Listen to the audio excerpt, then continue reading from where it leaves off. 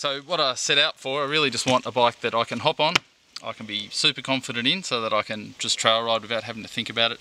I'm accommodating for the fact that I am jumping from bike to bike to bike all the time in this job, and I want something that I'm just going to feel comfortable hopping on after not riding for 3 weeks and being able to have a good fast trail ride through the bush. And the Husky's spot on for that. It's I'm not going to race it. There's nowhere for race numbers you'll see here.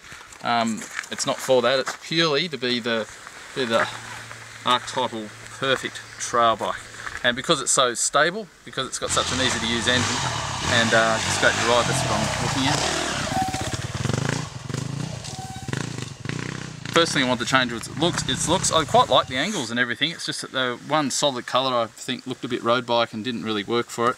With all the red here and all the white here. Breaking it up like this with the Brett Kenny graphics kit, I think's made all the difference. And now you know, it conforms a little bit maybe. It doesn't look as different as it did, but it definitely looks like a dirt bike now. And it's yeah, I like the way it looks. You might not, but it's a very subjective thing, the way it looks are. Well, that's all well and good, mate, but give us a bit of an idea of how it rides. Well, I love the way it rides, but one thing we found out right from the very start when we did the factory launch down at Braidwood there, and you were there, Adam, was that it's all about the rear end on this bike. Because of this CTS, or coaxial traction system, which is a modified version of what BMW did initially.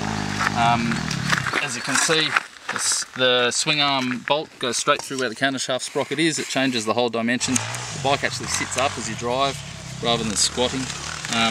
Feels quite different, and Husqvarna talks a lot. It's also got a linkage system, which is the main difference between it and the Beamer system. Also, BMW used an Öhlins. This is a very good KYB unit.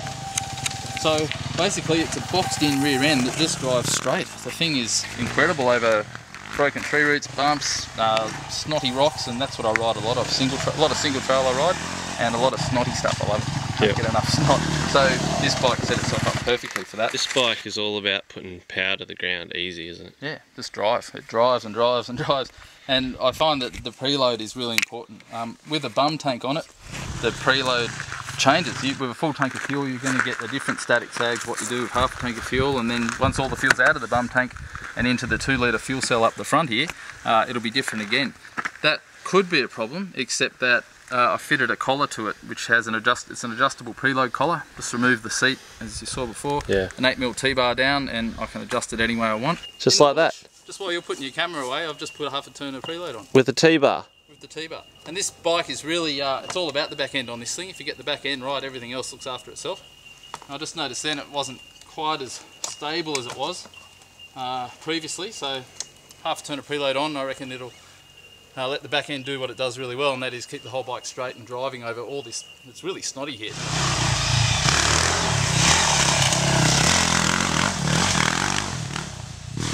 It's not steering right. If it's shaking a bit in your hands, you can fix it right there and then.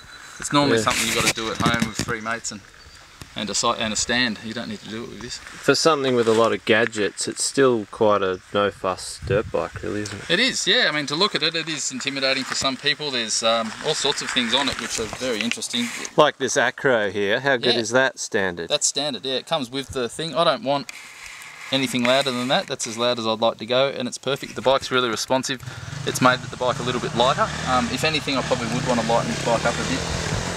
But once you're riding, it's one of those things, you lug it off the side stand and you think, oh, she's a bit heavy. It only weighed 1 or 2 kilos more than the lighter of the bikes in the 450 shoot at, but the weight is a bit higher.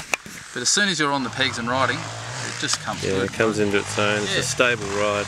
You really trials ride it, and I'm trying to accentuate that by with the preload adjuster. I'm not going to do too much to the fork. I will end up getting it revalved. Tripaloos will have a go at that, just because the rear's so good. Once you get the rear spot on, you find the fork starts to suffer because it's being pushed into things so hard.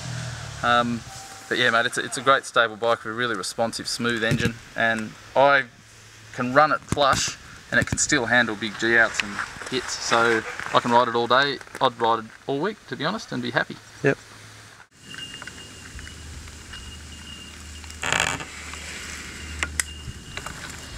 Get into it, you trail boss. I am trail boss. Got the gut to prove it.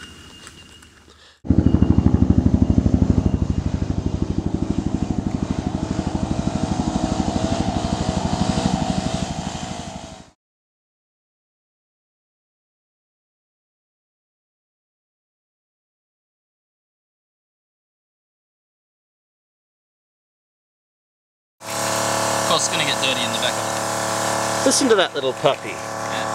That is the third wash on the battery. The hydro cell. Portable power pressure washer. Yeah, not bad pressure.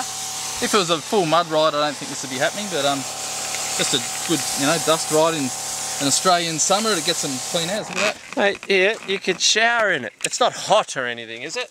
No, but you could stick it on your head. You're just doing this to get on TV with no shirt on, aren't you, Adam? It's just another use for it. Yeah, sure. It's just another use for it.